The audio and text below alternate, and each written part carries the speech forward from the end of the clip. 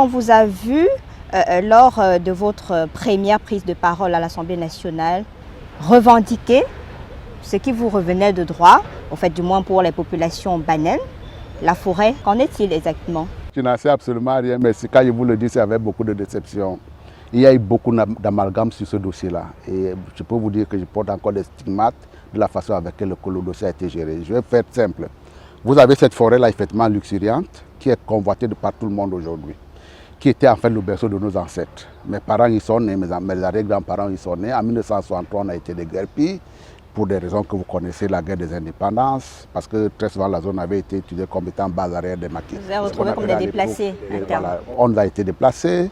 En 2006, les ONG tombent dessus en disant que c'est la terre promise, la terre vierge, et donc on peut transformer ça en parc. Si vous transformez un espace comme celui-là, où il est très important en parc, ça veut dire que vous fermez la porte au retour de la population qui est la mienne. Et j'ai pensé, à tort ou à raison, mais je pense qu'à tort, à raison, que dans le cadre de ce qui s'est dessiné, qui était une unité forestière d'aménagement, voilà, on avait la possibilité de repartir chez nous. Parce qu'au moins, quand vous mettez un forestier dans la zone, même s'il ne vous aime pas, même s'il vous déteste, il vous fera quand même une route. Ce qui nous fait de faux aujourd'hui, parce que nous tenons à cette zone-là, c'est la route. Il y a à peu près 100 ou 150 km de route à faire.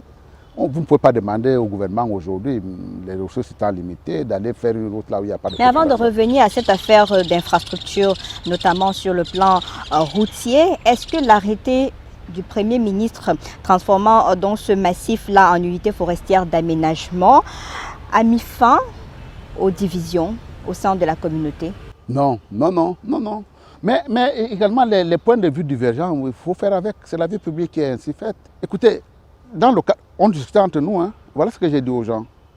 Il y a des gens qui sont pour le fait du juridisme dans le dossier en disant à partir du moment où tel État n'a pas été, à partir du moment où on ne nous a pas donné telle ou telle garantie, nous on dit non. J'ai dit également qu'il y a une solution médiane qui consiste à dire au moins que le gouvernement, que le projet ne prospère pas sans nous. Parce que sans nous, tout ce qu'on va prendre comme option là-dedans, comme on n'aurait pas été consulté, ça risque de se faire contre nous. Donc on va faire deux camps. On fait deux camps. Il y a des gens qui contestent, il y a des gens qui vont négocier. J'étais dans le camp des gens qui négociaient. En disant, s'il y a un camp qui gagne, il gagnera pour toute la communauté. C'est bien clair. Mais attention, le camp qui fera perdre la communauté, on va leur demander des comptes.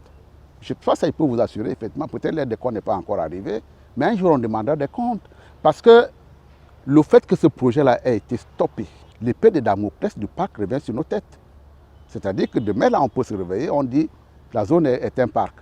On sent que vous parlez avec beaucoup d'émotion de ce sujet-là. D'ailleurs, on a senti cette émotion dans le courrier que vous avez adressé au ministre des Forêts. On a eu l'impression qu'on préfère les gorilles aux êtres humains, tels que vous l'avez mentionné. C'est ça justement.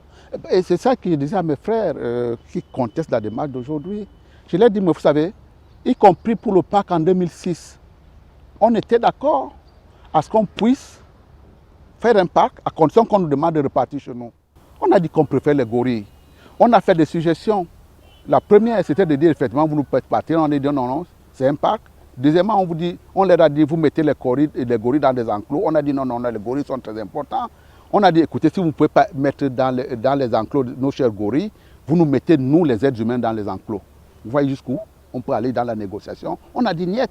C'est pour ça, effectivement, quand j'adresse donc cette parole au ministre, elle a dit, les gorilles ne peuvent pas être privilégiés par rapport à l'être humain. La biodiversité, c'est quoi?